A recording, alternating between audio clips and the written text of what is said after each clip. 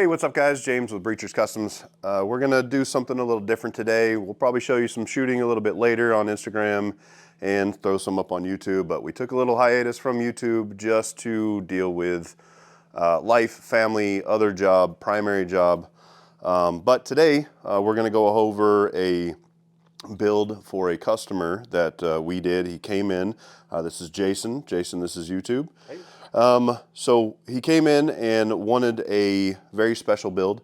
He wanted a no holds barred, no expense spared build, but something that was functional, something that looked great, and he could run and gun if he wanted to, but also a showpiece, which is, we do a lot of showpieces, but we also do a lot of reliability for those showpieces too. If you've seen our work in the past on Instagram, you know the work that we do, you know the testing that we do on this. This is no different. So what we're going to do is go over this build real quick. First off, save your equipment bag. We love these bags. We used to be able to give these away to customers, but we've kind of had to make some changes, and their costs have gone up, so our costs have gone up, and etc. So these are available through Save Your Equipment or through us for the guns. But to no end, no avail, we're going to go over this build here. This is a 10.3 inch 5.56. It is done in a multicam, a special multicam, where they added a bronze. It's more of a desert multicam with a bronze tone setup.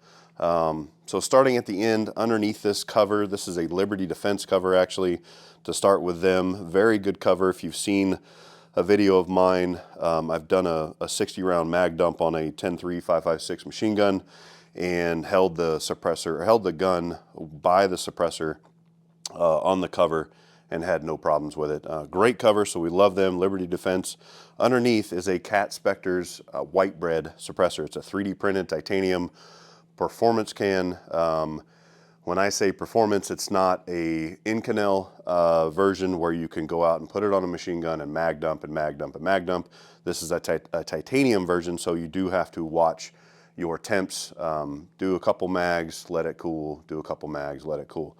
If we start coming a little bit further back, the light that we like to go with is a Surefire M340C. We did the M-LOK mount. Pivot up, we had to move that out just a little bit for the cover. Up top is a Unity Tactical mod button. So being down below, this is an SLR finger stop, so it's a good reference point for your hand every single time you bring the gun up. And then the mod button is conveniently placed for activation with your thumb. Working back a little bit on the barrel, it is a Ballistic Advantage 10.3 inch performance barrel, and we are using a SLR Sentry 7 adjustable gas block. Cable management wise, we're using an Arson machine clip. Love their clips. Simple M-LOK, or they do have Pickerel mount clips in black or FDE. Now if you ask why I went with a black finger stop and a black cable management, I like to preach and like to do aesthetics as well. So black cable, we did a black cable management clip, and then we did a black finger stop. There is a black button that we can't change. The barrel we could Cerakote, but the more he shoots it, the Cerakote's going to burn, and as well as the gas block. So we're not going to go wild. We're going to still keep the functionality and keep the color going, and keep it functional. Working our way back, we have an SLR receiver set. These are made by SLR, so the B15 set, they're made for us through a variants with the ATF. So they do have our logo, our info on them. We did Cerakote the ejection port door. We went with a Fortis mag release. We did Cerakote the bolt release. This is an ambi bolt release. And then the FDE KNS anti-rotation, anti-walk pins. Big believer in those. Even on Geisley triggers, I know they had their deal a while back with the 154 pins and the 155 pins. I've never had a problem with a KNS pin. As long as you keep it lubed, should be good to go. Bolt carrier wise, on a suppressor build, we really like to go with a Lantac enhanced bolt carrier. The reason being is it is a black nitrided bolt, but the porting in the center of the bolt carrier is actually drilled forward. It is drilled at a cant.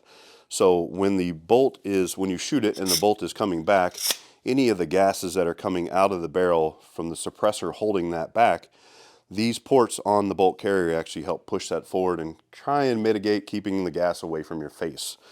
They're not perfect, but they do work. They do work very well. And then the other option that we do is a Radian Raptor SD charging handle.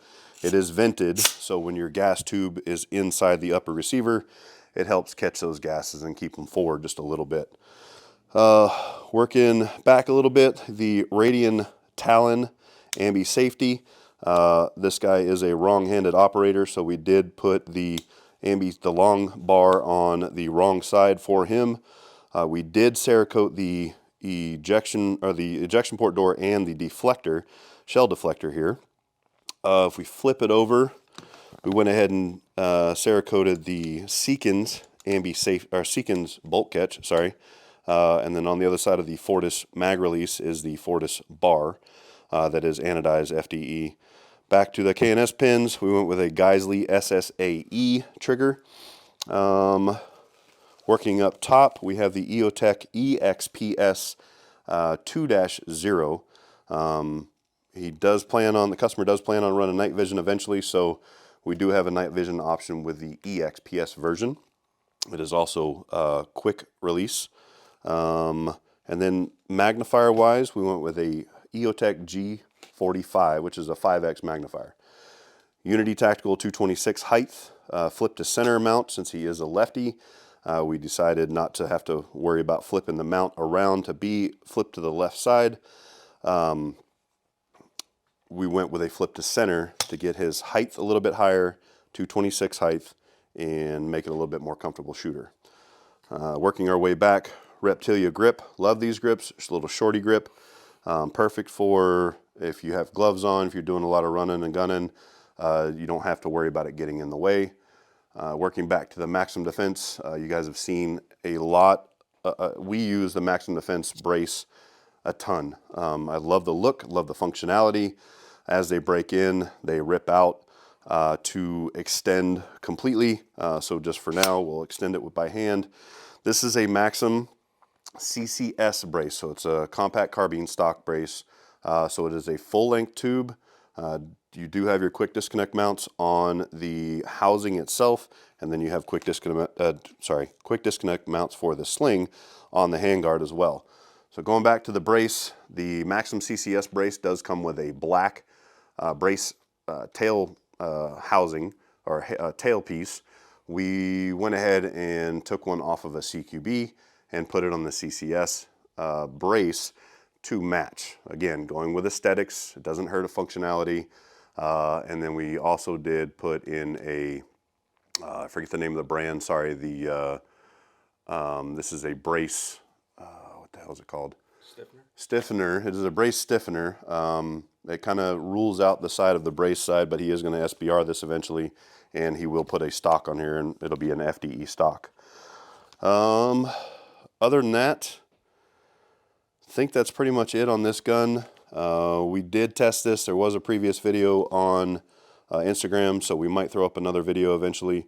But functionality of this gun is very ergonomically fit as far as mag, bolt release, ambi bolt release here. So if this is locked back, you can release it with your finger, mag release, and then like I said, the wrong-sided ambi safety.